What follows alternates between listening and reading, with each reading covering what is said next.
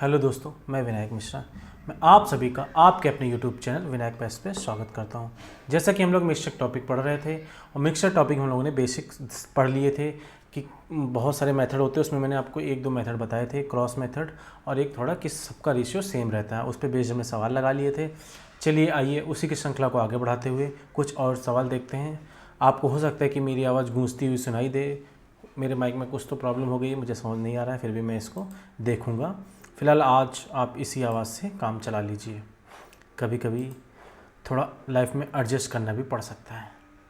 अभी जब मैं क्लास लेना स्टार्ट किया तो मैंने चेक किया माइक में थोड़ा सा गुंजाहट नहीं, जैसे बोलते हैं, गूंज आ रही है। फिर भी चलिए आगे बढ़ते हैं और क्वेश्चन देखते हैं किस टाइप के क्वेश्चन हो सकते हैं।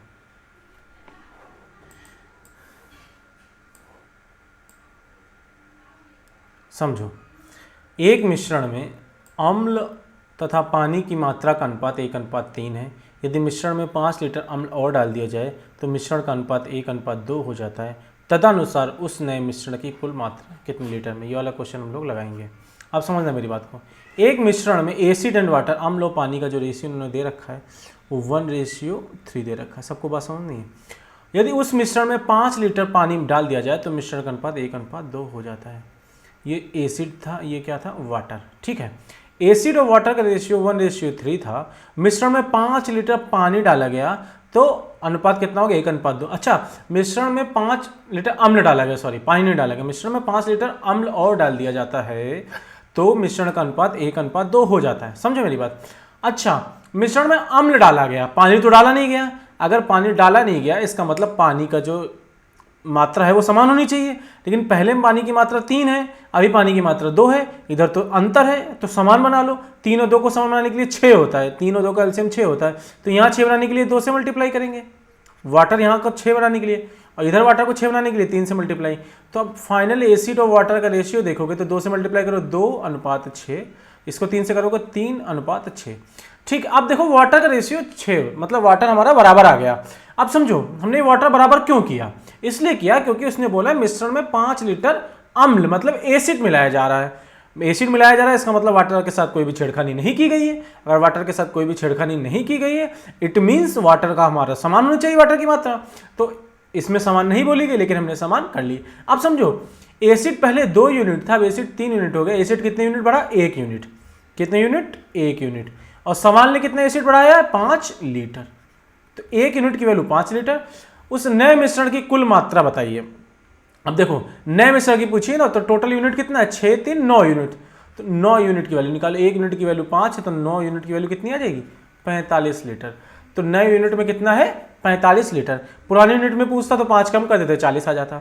सबको मेरी बात ये समझ में आ गई होगी कि 1:3 पहले था, 5 लीटर मिलाया तो 1:2 हो गया। लेकिन हमने देखा एसिड मिलाया, वाटर तो मिलाया नहीं है। इट मीन्स वाटर हमारा सेम होना चाहिए। इधर वाटर 3 है, इधर वाटर 2 है, तो सेम करने के लिए इसको 3 को 6 बना लेंगे, 2 को भी 6।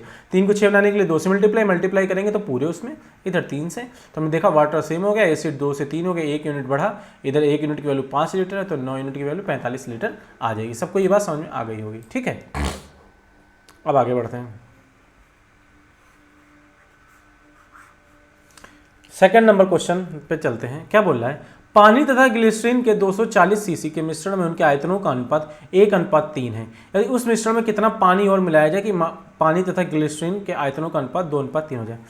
तो वाटर और ग्लिसरीन की बात है, पानी और ग्लिसरीन की। ठीक है, अब समझना मेरी बात।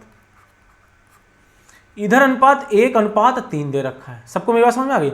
और इधर अनुपात कितना दे रखा है? 2:3। अब समझो, उसने बोला उस मिश्रण में कितना पानी और मिलाया जाए कि पानी तथा ग्लिसरीन। अब समझो पानी मिलाने की बात कर रहा है, पानी मिलाने की बात कर रहा है, इट मींस ग्लिसरीन नहीं मिलाएगा तो ग्लिसरीन की मात्रा समान होनी चाहिए। इस सवाल में ऑलरेडी समान दे रखी, इधर भी 3 यूनिट था, इधर भी 3 यूनिट है। ठीक है, पानी मिलाएगा, ग्लिसरीन नहीं मिलाएगा, इट मींस ग्लिसरीन की जो वैल्यू है वो सेम होनी चाहिए। तो इधर भी 3, इधर भी 3। अब पानी कितना बढ़ा? 1 से 2 यूनिट बढ़ गया, इसका मतलब 1 यूनिट पानी बढ़ा है। और इसमें 1 यूनिट की वैल्यू कितनी दी गई? दी नहीं गई। अब समझो 1 यूनिट की वैल्यू हम कहां से निकालेंगे? यही तो खेल है। अब समझो, स्टार्टिंग में बोला पानी तथा ग्लिसरीन के 240 सीसी, इसका मतलब स्टार्टिंग की जो वैल्यू है 240 सीसी है। तो स्टार्टिंग में वैल्यू हमारी कितनी है? 1 और 3 4 यूनिट। 4 यूनिट थे तो 4 यूनिट बराबर कितना? 240 सीसी। अगर हमें 1 यूनिट निकालना है तो 4 छन 24, 60 सीसी आ जाएगा। ठीक है। अच्छा, सवाल ने पूछा कि हमसे जरा देखो उस मिश्रण में कितना पानी मिलाया जाए, तो 1 यूनिट पानी मिलाया गया, तो 1 यूनिट की वैल्यू 60 सीसी आ गई। ठीक है, सबको बात समझ में आ गई। तो सवाल को घुमा भी सकता है इसमें, इसने स्टार्टिंग मतलब ये 240 सीसी का मिश्रण है, इसका मतलब पानी और ग्लिसरीन का तो मिश्रण होगा, तो 1 और 3 टोटल 4 यूनिट की वैल्यू 240 दी गई, 1 यूनिट की वैल्यू 60 सीसी आ जाएगी, और यही 1 यूनिट की वैल्यू को पता लगानी थी, पानी 1 से 2 हो गया तो 1 यूनिट की वैल्यू 60 सीसी आ जाएगी। सबको ये बात समझ में आ गई होगी। ठीक है, नेक्स्ट क्वेश्चन की बढ़ते हैं। सिंपल क्वेश्चन, ज़्यादा टफ क्वेश्चन नहीं है। क्वेश्चन नंबर पता नहीं कौन सा है, लेकिन जो भी होगा बहुत अच्छा होगा। M5 देखो,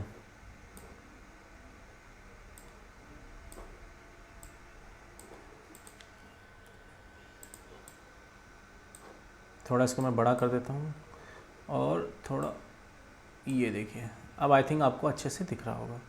देखो, इस टाइप के सवाल 2-3 तरीके से लगाए जा सकते हैं। देखो, जिस तरीके से आपको सिंपल लगे आप उस तरीके से लगाओ, जरूरी नहीं रेशियो मेथड लगाते घूमो। इसमें क्या बोला, अल्कोहल और पानी के 1 लीटर के मिश्रण में 30% है, 1 लीटर के मिश्रण में पानी 30% है, उस मिश्रण में कितना अल्कोहल और डाला जाए कि पानी का प्रतिशत 15% हो जाए। अब समझना, इसको 2-3 तरीके से 2 तरीके से तो मैं बता दूंगा, फिर आप लगा लेना किस तरीके से।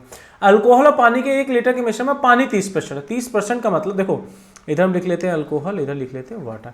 अगर पानी 30% है, देखो 30% की वैल्यू आपको पता है कि 30% बराबर होता है 3/10। इसका मतलब वाटर 3 है तो टोटल 10 होता है, तो सॉरी क्या बोला, पानी 30% है ना, तो इसको हटाओ, पानी 30% तो मतलब वाटर 3 है, 30% की वैल्यू 3/10। अगर वाटर 3 है, टोटल 10 है, तो अल्कोहल कितना बचा, 7 बचा, 7 यूनिट बचा। ठीक है, अब समझो आगे क्या बोल रहा है, उस मिश्रण में कितना अल्कोहल और मिलाया जाए कि पानी का प्रतिशत 15%। अब नीचे वाली वैल्यू 15% है, तो 15% की फ्रैक्शन वैल्यू आपको पता है 3/20 होती है। ठीक है, तो वाटर 15%, मतलब वाटर यहाँ पे भी 3 है और 20 में से 3 चला गया, तो ये कितना आ गया, 17 आ गया। अल्कोहल कितना बचा, 17। ये रेशियो निकालिए। अभी तक पिछले वाले सवाल में रेशियो दे रखा था, इसमें परसेंटेज के रूप में बोला, तो हमने परसेंटेज के रूप को रेशियो में चेंज कर लिया, कोई बड़ी बात नहीं थी। उसने बोला कि पानी 30% है, तो 30% की वैल्यू 3/10, तो वाटर 3 आ जाएगा। टोटल 10 होते हैं, 10 में से 3 गया, अल्कोहल 7 बचा। वही सेम प्रोसेस इधर। अब समझना, उसने क्या बुलाया, अल्कोहल मिलाया है, इसका मतलब वाटर सेम होना चाहिए। वाटर ऑलरेडी उन्होंने सेम कर रखा है। अल्कोहल कितना मिला, 7 से 17 हो गया, 10 यूनिट अल्कोहल मिल गया। अब इसी 10 यूनिट की वैल्यू हमको पता लगानी है। अब समझो 10 यूनिट की वैल्यू कहाँ से आएगी, अरे हम निकाल देंगे 10 यूनिट की वैल्यू, कहाँ आ जाएगी 10 यूनिट। उसने बोला अल्कोहल और पानी के 1 लीटर मिश्रण में, 1 लीटर, आंसर नीचे ml में दिया गया तो ml में चेंज कर लेंगे।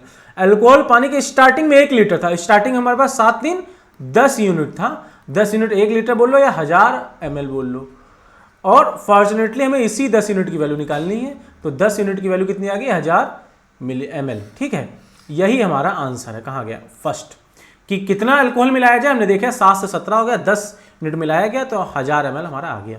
ठीक है, इसको एक तरीका लगाने का ये भी होता है, ये तो नॉर्मल सा तरीका हो गया जो हम पढ़ाते हैं। इसको एक इस तरीके से आप और लगा सकते हैं कि अल्कोहल और पानी के 1 लीटर मिश्रण में 30% पानी, 1 लीटर का मिश्रण है। ठीक है, 1000 ml मान लो, इसमें 30% पानी है, मतलब 300 ml वाटर है, रिमेनिंग क्या है, 700 ml अल्कोहल है। अब क्या बोल रहा है, मिश्रण में कितना अल्कोहल और मिल, देखो 1000 ml तो हमारा ऐसे ही रहेगा, 1000 ml तो ऐसे रहेगा। मिश्रण में कितना अल्कोहल मान लिया हमने, x ml अल्कोहल मिलाया, कितना मिलाया, x ml। अब ये हमारा टोटल मिश्रण हो गया, पहले 1000 ml था, अब उसमें पूछा कितना ml या अल्कोहल मिलाया, तो हमने मान लिया x ml मिलाया, इतना मिश्रण हो गया। अब उसने बोला मिलाने पर प्रतिशत 15%, मतलब इस टोटल का प्रतिशत 15% वाटर होना चाहिए। वाटर तो मिलाया नहीं, तो वाटर पहले अगर 300 ml था तो अभी भी 300 ml वाटर होगा, अभी भी 300 ml क्या होगा, वाटर होगा। सबको मेरी बात समझ में आ गई। देखो 1000 ml में 30% अगर वाटर था तो 300 ml वाटर हो गया, अल्कोहल 700 ml बचा। अब इसमें कितना अल्कोहल मिलाया, मान लिया हमने x ml अल्कोहल मिलाए, तो 1000 + x ये टोटल मिश्रण हो गया। इस मिश्रण का 15% वाटर है, और वाटर कितना है ये, तो काट दो, 15 दूनी 30, कितना आ जाएगा 20। तो देखो 100 इधर जाएगा, 2000 हो जाएगा, 1000 उधर जाएगा, तो 1000 बराबर 1000 ml तो बचेगा। ये सब कैलकुलेशन तो आपको आनी ही चाहिए, कोई प्रॉब्लम तो नहीं, सब बात समझ गए मेरी। आगे बढ़ते हैं, इसको उड़ा दो। नेक्स्ट क्वेश्चन, 80% बोरिक अम्ल वाले 100 ml के घोल में कितना पानी और मिलाए कि घोल में बोरिक अम्ल 50% हो जाए। देखो 80% की फ्रैक्शन वैल्यू कितनी होती है, 4/5। अब इसमें क्या है, बोरिक अम्ल और पानी, बोरिक अम्ल और वाटर। 80% बोरिक अम्ल, बोरिक अम्ल 80% है, तो बोरिक अम्ल अगर 4 है, टोटल 5 है, तो वाटर कितना बचा? 1 बचा, ठीक है। और कितना पानी और मिलाया जाए, मतलब वाटर मिलाया है तो बोरिक एसिड सेम रखना पड़ेगा कि घोल में बोरिक 50% हो जाए। 50% का मतलब दोनों समान रेशियो में हो जाएंगे। कितना पानी मिलाया जाए कि घोल में 50% हो जाए। 50% की फ्रैक्शन वैल्यू सबको पता है 1/2 होती है। अगर 1 बोरिक हो जाएगा तो 1 वाटर बचेगा, ठीक है। तो कितना पानी मिलाया जाए? पानी मिला रहा है, पानी मिला रहा है, it means boric acid same होना चाहिए। तो इधर बोरिक एसिड 4 है, इधर 1 है, तो 4 से मल्टीप्लाई करोगे तो 4 दोनों हो जाएंगे। 4 से मल्टीप्लाई करोगे तो दोनों क्या हो जाएंगे? 4। फिर से मैं बताऊं कि 80% बोरिक अम्ल, 80% की फ्रैक्शन वैल्यू 4/5 होती है। अगर बोरिक एसिड 4 है तो वाटर 1 बचेगा। 100 ml है, कितना पानी और मिलाया जाए कि घोल में बोरिक अम्ल 50% हो जाए? 50% की फ्रैक्शन वैल्यू 1/2 होती है। अगर ये 1 है, देखो अगर ये 1 है तो टोटल 2, तो 1 बचेगा। अब उसने बोला कितना पानी मिला रहे हैं ना, तो वाटर मिला रहे हैं तो बोरिक एसिड सेम होना चाहिए। तो अगर इधर 4 है तो इसको भी 4 बनाओ, 4 से मल्टीप्लाई कर दो। समझ गए? अब वाटर कितना मिला बताइए? वाटर कितना मिला? 3 यूनिट। अब हमको इसी 3 यूनिट की वैल्यू पता लगानी है, तो सिंपल तरीके से हम इस 3 यूनिट की वैल्यू पता लगा सकते हैं। उसने बोला स्टार्टिंग में कि 100 ml है, तो इधर स्टार्टिंग में देखो 4 1 5 यूनिट, 5 यूनिट बराबर 100 ml, 1 यूनिट बराबर 20 ml, और तो 3 यूनिट की वैल्यू हमको पता लगानी। 3 यूनिट की वैल्यू कितनी हो जाएगी? 60 ml। 60 ml हमारा इसका क्या हो जाएगा? आंसर हो जाएगा। देखो कितना सिंपल तरीके से आप इसको लगा लाए। आगे बढ़ते हैं। क्या बोल रहा है? 30% अल्कोहल घोल के 6 लीटर में 1 लीटर शुद्ध अल्कोहल मिलाया गया, घोल में जल का प्रतिशत। अब देखो इसको सिंपल तरीके से लगा सकते हो। 30% अल्कोहल के घोल के 6 लीटर में 1 लीटर शुद्ध, देखो 6 लीटर घोल था, इसमें 30% क्या था? अल्कोहल था, तो इसका 30% कितना आ जाएगा? 1.8 लीटर, ये 6 लीटर, ठीक है। 6 का 30% मतलब ये अल्कोहल हो गया। ये और रिमेनिंग कितना बचा? 4.2। ये हमारा लीटर क्या है? ये वाटर होगा भाई, सिंपल सी बात है। अगर 6 लीटर का मिश्रण है तो उसका 30% अगर अल्कोहल है तो रिमेनिंग क्या होगा? वाटर होगा। अब इसमें 6 लीटर में 1 लीटर शुद्ध अल्कोहल मिलाया है, तो घोल में जल का प्रतिशत, तो 6 लीटर टोटल मिश्रण था, इसमें 1 लीटर और मिला दो तो टोटल हमारा मिश्रण कितना हो जाएगा? 7 लीटर मिश्रण हो जाएगा, ठीक है। अब पूछ रहा है तो घोल में जल का प्रतिशत। अच्छा एक बात मैं हमको ये बताओ कि 1 लीटर शुद्ध अल्कोहल मिलाया गया है, वाटर तो मिलाया नहीं गया। हालांकि हमारा जो 6 लीटर मिश्रण था उसमें 1 लीटर मिलकर टोटल मिश्रण 7 लीटर हो गया, लेकिन वाटर तो हमारा वही सेम है। देखो इसको थोड़ा नीचे लिख लेते हैं, ऊपर वो लिखना पड़ेगा। 7 लीटर टोटल हो गया, लेकिन 7 लीटर में वाटर तो हमारा 4.2 है। बस इसी की वैल्यू हमको पता लगानी। 0 से 0 कट गया, 7×42, तो हमारा आंसर कितना आ गया? 60%। ठीक, सबको बात क्लियर होगी। 6 लीटर हमारा घोल था, 6 लीटर में 30% अगर अल्कोहल है तो 1.8 अल्कोहल हो गया, रिमेनिंग वाटर हो जाएगा। अब उसमें 1 लीटर शुद्ध अल्कोहल मिलाएगा, टोटल 7 लीटर हो जाएगा। 7 लीटर में वाटर कितना था? 4.2। 4.2 का प्रतिशत निकाल दो, टोटल हमारा कितना प्रतिशत आ जाएगा? 60% हमारा आंसर आ जाएगा। आई होप आपको ये बात समझ में आ गई होगी, सिंपल सी बात है। 75 ग्राम चीनी के घोल में 30% चीनी है, उस घोल में कितनी चीनी और मिलानी चाहिए कि चीनी का प्रतिशत 70? देखो 2 तरीके हमने बताए, या तो आप इसको रेशियो से लगा लो या तो आप डायरेक्ट उस तरीके से लगा लो। अब आपकी मर्जी, आप किस तरीके से लगाते हो। चलो मैं आपको इस तरीके से बताता हूँ। शुगर और वाटर, घोल है मतलब वाटर होगा। 30% चीनी, 30% की फ्रैक्शन वैल्यू मैं बताऊँ 3/10 होती है। अगर 3 चीनी है तो वाटर कितना होगा? 7 होगा। ये मन में कैलकुलेट करना स्टार्ट करिए। उस घोल में कितनी चीनी और मिलानी चाहिए कि कितनी चीनी और मिलानी चाहिए कि घोल में चीनी का प्रतिशत 70 हो जाए। चीनी का प्रतिशत 70 हो जाए तो रिमेनिंग 3 बचेगा। भाई 70 का भी तो 7/10 होता है, ठीक है। तो ये 7 होगा, 3 बचेगा। अब समझो मेरी बात, उसने बोला है कितनी चीनी और मिलाएं। चीनी मिला रहे हैं मतलब वाटर को सेम रखना पड़ेगा। तो इधर 7 है, इधर 3 है, तो 7 3 कैल्शियम 21 बना लो। इसको 3 से मल्टीप्लाई, इसको 7 से मल्टीप्लाई। तो इधर देखो शुगर और वाटर का रेशियो क्या आ जाएगा?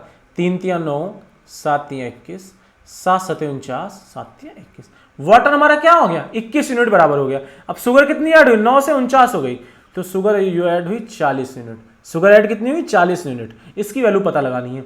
अच्छा स्टार्टिंग में 75 ग्राम चीनी थी, तो 9 और 21 30 यूनिट की वैल्यू अगर उसने 75 ग्राम दे रखी है तो 10 यूनिट की वैल्यू हम निकाल लो, क्योंकि 40 तक जाना है। तो 3 से काटो, 25 ग्राम आ जाएगी। कितनी आ जाएगी? 25 ग्राम। 3 से काटो, 3 6 3 5 15, और 40 यूनिट की वैल्यू निकालनी है तो इसकी 4 से मल्टीप्लाई। 10 यूनिट की वैल्यू अगर 25 ग्राम है तो 40 यूनिट की वैल्यू निकालो, 25 चक्कू 100, तो इसका आंसर हमारा कितना आ जाएगा 100 ग्राम। सबको बात समझ में आएगी? फिर से मैं समझा देता हूँ कि स्टार्टिंग में शुगर और वाटर, चीनी के घोल में 30% चीनी थी, वाटर 7 बचेगा। उस घोल में कितनी चीनी मिला है, मतलब चीनी मिला रहे हैं कि चीनी का प्रतिशत 70 हो जाएगा, 7 है तो ये 3 बच जाएगा। ये सब पता लगा लेना, मैंने कैसे बताया बता चुके हैं। अब देखो वाटर सेम होना चाहिए क्योंकि शुगर मिलाई है, शुगर मिला रहा है तो वाटर सेम करो, इधर वाटर 7 है इधर 3 है, सेम करने के लिए 21 बना लो, इधर 3 से मल्टीप्लाई, इधर 7, 21 हो गया, 9 से 49 आ गया, मतलब 40 यूनिट बढ़ गया। अब देखो इसने 75 ग्राम चीनी बोली थी स्टार्टिंग में, तो 9 और 21 30 यूनिट थी। अगर स्टार्टिंग देखें तो कितने यूनिट है, 9 21 30 यूनिट मिश्रण है, मिश्रण 75 ग्राम है, तो 10 यूनिट निकाल लिया हमने 3 से भाग करके, तो 25 आ जाएगा, 40 निकालेंगे तो 100 ग्राम आ जाएगा। सबको मेरी बात समझ में आ गई होगी। किसी को लगे कि मैं बहुत फास्ट पढ़ाता हूँ, ज़्यादा तेज़ बोलता हूँ, तो भाई जो है ना वो थोड़ा स्लो करके देख लेना। एक लास्ट क्वेश्चन है, एक प्रकार की मिश्र धातु में सीसा तथा टिन का अनुपात 5:6 है, तदनुसार उस अनुपात को 1:1 करने के लिए, उस अनुपात को 1:1 करने के लिए इस मिश्र धातु के 12.1 किलोग्राम में कितना सीसा और मिलाया जाना चाहिए। देखो सीसा तथा टिन का अनुपात, ठीक है, सीसा और टिन जो हमारा है, सीसा और टिन कितना है 5:6। उस अनुपात को 1:1 करने के लिए, मतलब अनुपात को 1:1 करना है तो कितना सीसा और मिलाना चाहिए, सीसा मिलाना है, टिन बराबर होना चाहिए, मतलब ये 6 है तो ये भी 6 होना चाहिए, डायरेक्ट हमने 6 से मल्टीप्लाई कर ली, ठीक है। सीसा और टिन 5:6 के अनुपात में थे, उस अनुपात को 1:1 करने के लिए मिश्र धातु को 12.1 किलोग्राम में कितना सीसा मिलाना चाहिए। सीसा मिलाना था, टिन बराबर था, टिन अगर 6 था, इधर भी 6, तो कितने यूनिट मिला 1 यूनिट। आप समझो, उसने बोला 12.1 kg में कितना सीसा मिलाना पड़ेगा, इसका मतलब स्टार्टिंग में 6 5 11 यूनिट की जो वैल्यू है 12.1 है, तो 1 यूनिट की वैल्यू निकाल लो, 11 कम 11 11 कम 11 1.1 kg। इसका मतलब सीसा हमको कितना मिलाना पड़ेगा 1.1 kg। कितने सिंपल सवाल है और धड़ल्ले से हम लोग इसको उड़ाते हुए चले गए, इसमें कोई भी दिक्कत हमको फेस करनी नहीं पड़ी, ठीक है। आगे बढ़ते हैं, देखते हैं और कौन से सवाल हमारे पास हैं। M4 M3 M5 M4 उठाना पड़ेगा। देख रहे हो ये सब क्वेश्चन आए हुए हैं, ऐसा नहीं कि ऐसे में उठा लाया, ये सब क्वेश्चन SSC प्रीवियस ईयर कहीं ना कहीं आए हुए हैं। ओके, आवाज़ में अगर दिक्कत हो प्लीज़ एडजस्ट करिएगा, अगली वीडियो में मैं कोशिश करूँगा कि सही है, ठीक है। चाय के एक उत्पादक चाय के 2 बगीचों में से 2 प्रकार की चायों को 5:3 के अनुपात में मिलाता है, ठीक है। एक की लागत 240 प्रति किलोग्राम है, दूसरी की 300 प्रति किलोग्राम है। यदि मिश्रित चाय को 315 प्रति किलोग्राम की दर से बेचे तो उसका लाभ। समझो मेरी बात, चाय का एक उत्पादक चाय के 2 बगीचों में से 2 प्रकार की चाय 5:3 के अनुपात में, मतलब 2 प्रकार की चाय 5:3, मतलब एक की 5 यूनिट बेचता है।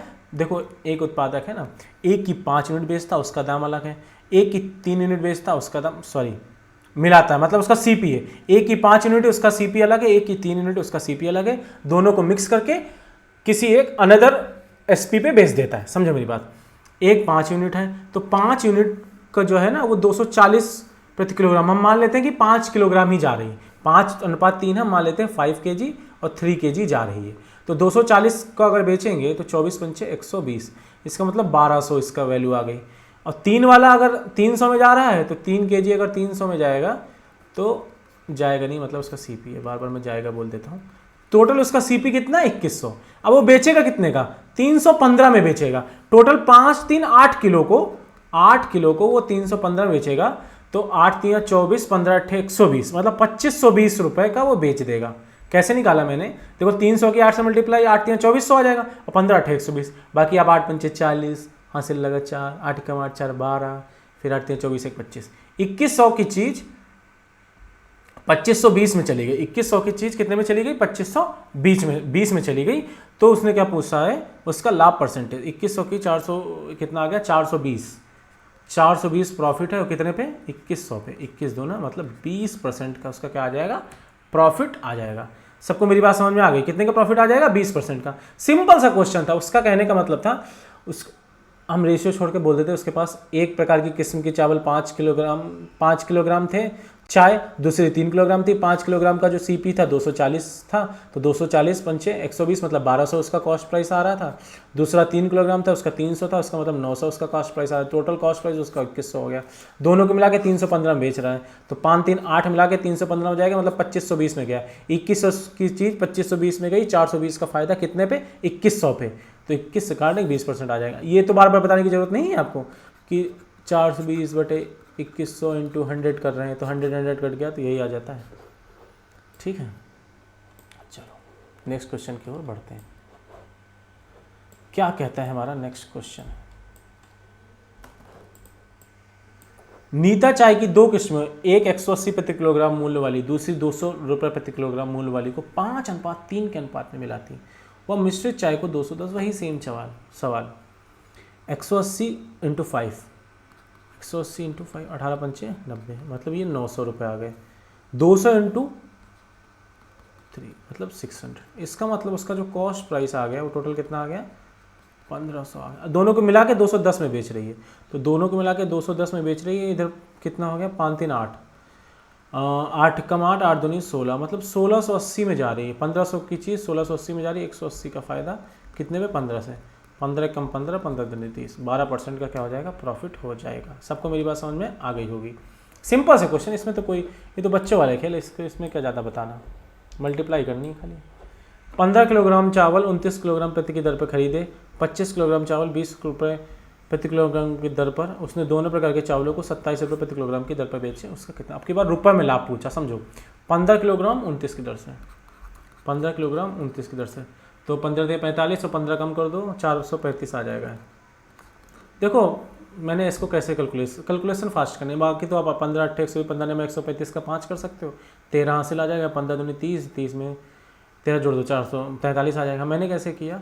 29 का मैंने 30 - 1 मान लिया, तो 15 3 45, 450 आराम से कर सकते हैं। 15 कम 15, ये कितना आ जाएगा? 435। तो आपको कुछ इस टाइप से कैलकुलेशन करेंगे तो ही आप आसानी से सवालों को पकड़ पाएंगे। अगला देखें, और 20 रुपये प्रति किलोग्राम, अच्छा 15 की 29, तो 25 किलोग्राम वाली 20 किलो, 25 20 की मल्टीप्लाई करो, किलोग्राम रुपये आपके पीछे देख लेना। टोटल 935 रुपये उसका सीपी आ गया। और दोनों प्रकार के चावलों को 27 रुपये प्रति किलोग्राम बेचा। चावल देखो इधर 15 किलोग्राम है, इधर 25 किलोग्राम है।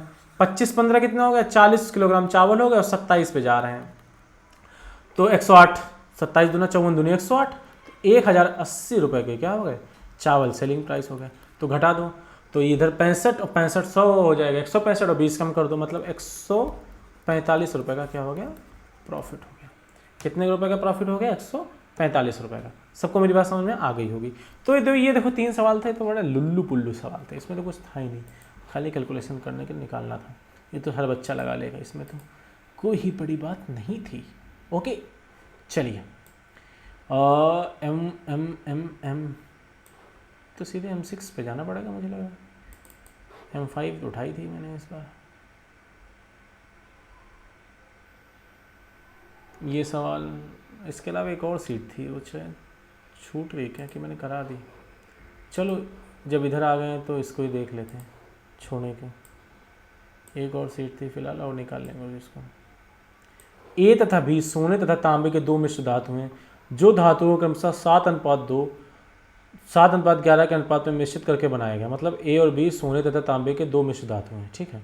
एक मिश्र धातु, बी मिश्र धातु है, सोने और तांबे के, ठीक है। जो धातुओं को 7:2, मतलब 7 में सोना है और 2 में तांबा है। फिर दूसरे वाले बी वाले में, ए वाला जो है ना, समझो ए वाले में 7:2 हो, ये गोल्ड है, ये क्या है? तांबा है। बी वाले में 7:11, ये गोल्ड है, ये तांबा है। सबको मेरी बात समझ में आ गई होगी। अब समझो आगे क्या कह रहा है। आगे क्या कह रहा है, उससे पहले इसको उड़ा देते हैं भाई साहब। फिर कह रहा है कि यदि एक तीसरा मिश्र धातु सी बनाने के लिए उन मिश्र धातु की बराबर मात्रा मिलाई जाती है, तो सी में, मतलब कहने का मतलब एक ये मिश्र धातु है, एक ये मिश्र धातु है, इसका रेशियो 7:2, इसका रेशियो 7:1, इनको जोड़ के एक तीसरी,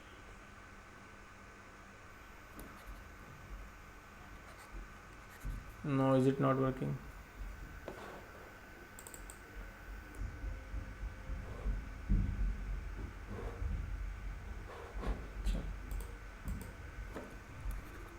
नो वर्किंग।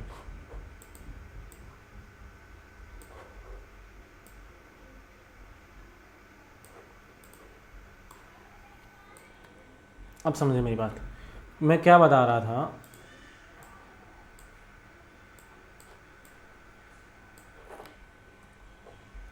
ए और बी सोने तथा तांबे के, मतलब एक दिया गया है और एक बी दिया गया है, इसमें 7:2 है, इसमें 7:11 है, इन दोनों की समान मात्रा लेके एक सी बनाना है, इसमें रेशियो बताओ। इतना सा सवाल है, ठीक है।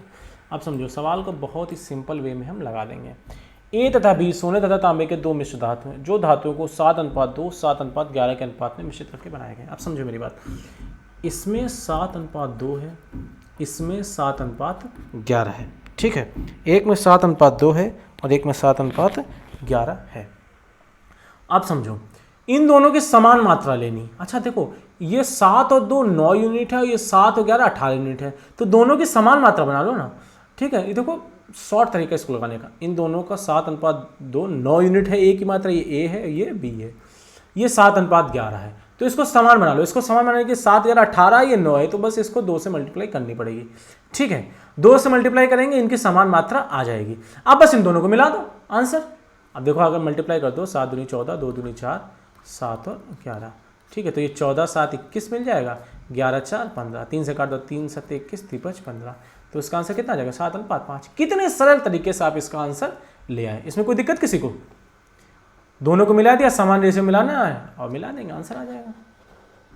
बस चाहो तो इसको आप उस तरीके से लगा सकते हो, एक्स वैक्स वाले मान के तरीके से, और बटे में ला के भी लगा सकते हो, लेकिन ये सबसे सिंपल तरीका है। आगे बढ़ते हैं।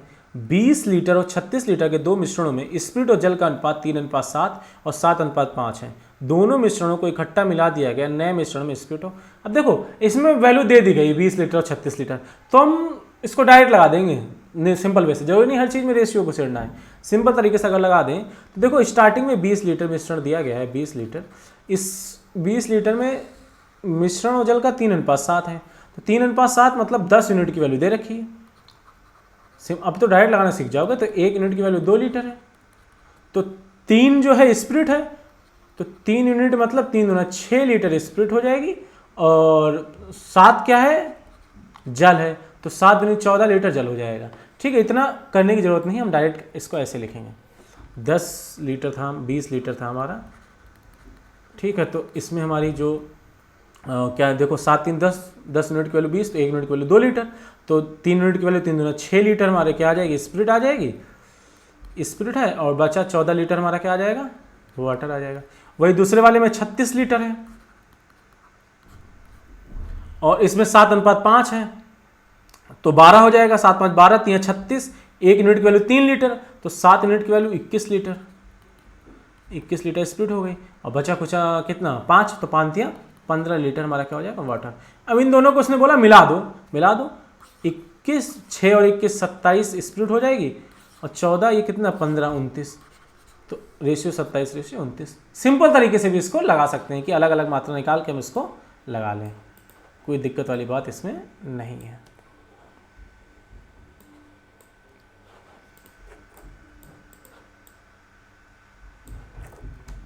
देखें सब सही चल रहा है, नेटवर्क आ रहा है, ठीक है। अगला देखें, एक प्रकार के द्रव में 20% जल और दूसरे प्रकार के द्रव में 35% जल है। पहले द्रव के 10 अंश दूसरे द्रव के 10 अंश मिलाकर एक गिलास भरे गए, तदनुसार उस गिलास के नए मिश्रण में जल कितना होगा। समझो मेरी बात, 10 अंश 20 अंश छोड़ो, आप 10 लीटर समझो, क्या समझो 10 लीटर, और कितना इधर 4 लीटर, अंश वंश छोड़ो, कि 10 लीटर है, और इस एक प्रकार के द्रव में 20% जल है, दूसरे प्रकार के द्रव में 35% जल है। तो इसमें 20% जल है, तो इसका 20% 2 लीटर आ जाएगा, रिमेनिंग 8 लीटर ये हमारा वाटर है, बाकी बचा कुचा देख लेना। इसमें इसका 35%, 35 चक्कू 140 मतलब 1.4 लीटर इसका क्या हो गया, वाटर हो गया, और रिमेनिंग जो भी बचा 2.6 वो जो भी है, ठीक है। उस गिलास के उसमें पूछा गया है कि उस गिलास में नए मिश्रण, उस गिलास के नए मिश्रण में जल, मतलब इन दोनों को अगर मिला दें तो जल बताइए। इधर 2 लीटर था, इधर 1.4 है, टोटल जल 3.4 हो गया, और टोटल है कितना 10 4 14 ही तो है, 10 4 14 काट दोगे, इससे कट गया, और 34 आ गया, 2 7 14, 2 कम 2 दूसरे 14, मतलब 170/7। तो इसको निकालोगे तो 7 दूनी 14 आ जाएगा, और 3 बचेगा 7/24 सही 2/7% उसका क्या है जल है। फिर से मैं देखो एक बार समझाता हूँ आपको बात, फिर से पूरा समझ लीजिए, बहुत स्पीड से बताया गया मैं। एक द्रव था, एक ये द्रव है, एक दूसरा द्रव है, इसमें 20% जल है, इसमें 35% जल है, दोनों को मिला के एक तीसरा द्रव बनाया गया, इसमें जल का प्रतिशत बताना है, वाटर का प्रतिशत इसमें बताना है, ये क्वेश्चन था। तो इसका 10 अंश था, इसका 4 अंश था, तो 10 का 20% मतलब हो गया 2, ठीक है, और इसका 4 मतलब 1.4, तो टोटल मिला के हमारा जो जल हो गया 3.4 हो गया इस वाले में, और टोटल ये कितना हो गया 10 4 14 हो जाएंगे, 10 और 4 14, आंसर निकाला हमने 24 सही 2/7% आ जाएगा। सबको मेरी बात समझ में आ गई होगी। आगे बढ़ते हैं।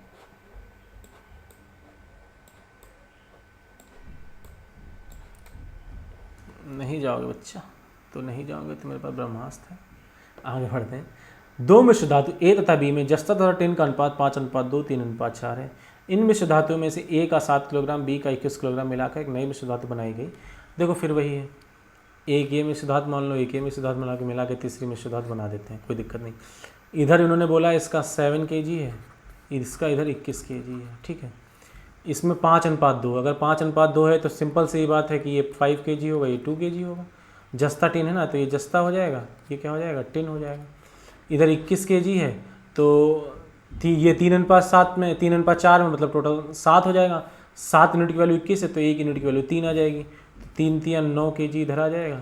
इधर कितना आ जाएगा बचा 4 3 12 kg। अब उसने बोला नई मिश्र धातु में जस्ता तथा टिन, तो इधर जस्ता 5 है, इधर 9 है, 9 5 14, इधर 2 है, इधर 12 है, ये भी 14, तो 1:1 क्या आ जाएगा हमारा, इसका आंसर आ जाएगा। ये सारे सिंपल क्वेश्चन है, इसमें कोई भी बड़ी बात नहीं है। देखो फिर से मैं बता देता हूँ, 2 बार मैं इसलिए बताता हूँ क्योंकि मेरी आदत है बहुत स्पीड में पढ़ाने की, तो हो सकता है कि आपको समझ में ना आ जाए। एक का 7 kg लेना था, दूसरे का 21 kg लेना था। ये 5:2 में था, मतलब ये इसका 5 kg आ जाएगा, इसका 2 kg। ये जस्ता है, ये टिन है, जस्ता और टिन। ये 21 kg था, ये 3:4 के अनुपात, 3:4 मतलब 7 यूनिट की वैल्यू 21 थी, तो 1 यूनिट की वैल्यू 3 kg आ जाएगी, तो 3 यूनिट की वैल्यू 9 kg, रिमेनिंग कितना आ जाएगा 12 kg। तो यहाँ पे जस्ता जस्ता जो हो गया वो 14 kg हो गया, ये 12 2 14 ये हो गया, तो 1:1 आ गया, ठीक है। इसको इस तरीके से लगा सकते हैं। देखो इसको लगाने का एक तरीका और भी होता है, सिंपल तरीका अगर हम आपको बताएं। देखो एलिगेशन में बहुत सारे तरीके काम करते हैं, आप जिस तरीके से आपको सरल लगे आप उस तरीके से लगाइए। जैसे उसने बोला था ये 5:2 है पहले वाला, दूसरा वाला 3:4 है। इसका 7 kg लेना था, इसका कितना लेना था 21 kg, ठीक है। इसका 7 पहले वाले का 21 था, कहाँ गया भाई,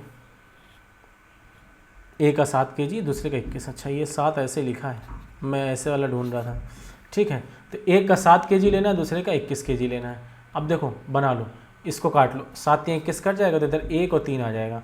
तो देखो 5 एकम 5 और 2 एकम 2, इधर देखो 3 3 9 और 4 3 12, अगर इनको जोड़ दोगे तो ये भी 9 5 14, ये भी 9 5 14, तो 1:1 आ जाएगा। ये रेशियो उस मेथड से कैसे बताऊं कि मैंने इसको मान लिया कि 5:2 3:4 दे रखा था, पहले वाले का 7 kg, दूसरे वाले का 21 kg, तो 7 kg इसको मान लो, इसको 21 kg, तो वो मल्टीप्लाई कराएंगे ना, मालूम मान लो इसके 7 यूनिट की वैल्यू जो ले रहे हैं वो 7 से मल्टीप्लाई और इधर 21 से मल्टीप्लाई, इसको थोड़ा और हल कर लो, 7 3 21, तो 1:3 आ जाएगा।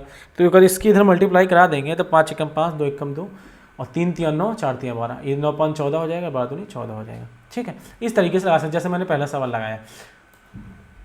देखो भाई अगर उसका कितना भी kg दिया गया हो, अगर इसमें हम कह रहे हैं इसका 100 kg होता पहले वाले का, इसका रेशियो अगर 5:2 है, अगर इसमें 7 kg ले रहे हैं तो इसका रेशियो भी तो 5:2 ही होगा, बात तो समझो। अगर दूसरा वाला हम कहें 1000 kg है, उसका रेशियो 3:4, अगर इससे 21 kg ले रहे हैं तो इसका रेशियो भी 3:4 होगा, जो मैंने आपको पहले दिन बताया। अगर हम निकाल रहे हैं कोई दूध और पानी वाला एग्जाम्पल देके बताया था, तो उसमें भी रेशियो उसका सेम होता है, ठीक है। तो आज क्लास को यहीं पे हम समाप्त करते हैं। थोड़ी सी गर्मी बहुत है और थोड़ा सा टेक्निकल प्रॉब्लम भी आ रही है। मैं देख रहा हूँ कि मेरा एक तो वो वन नोट बंद हो गया बीच में, कुछ नेट जा रहा है, कुछ माइक की भी प्रॉब्लम है और कुछ गर्मी भी है, ठीक है। तो लगभग मैंने मिक्सचर के आपको बेसिक पढ़ा दिए हैं। अब आने वाले शायद 2 वीडियो और आएंगी, क्लास की 2 वीडियो और आएंगी, ठीक है। तो उस वीडियो में मैं आपको अच्छे लेवल के सवाल करा दूँगा। तो तो अगर आपको कुछ समझ में आ रहा हो तो वीडियो को शेयर कीजिए, लाइक शेयर सब्सक्राइब कीजिए। Thank you so much, tata bye bye.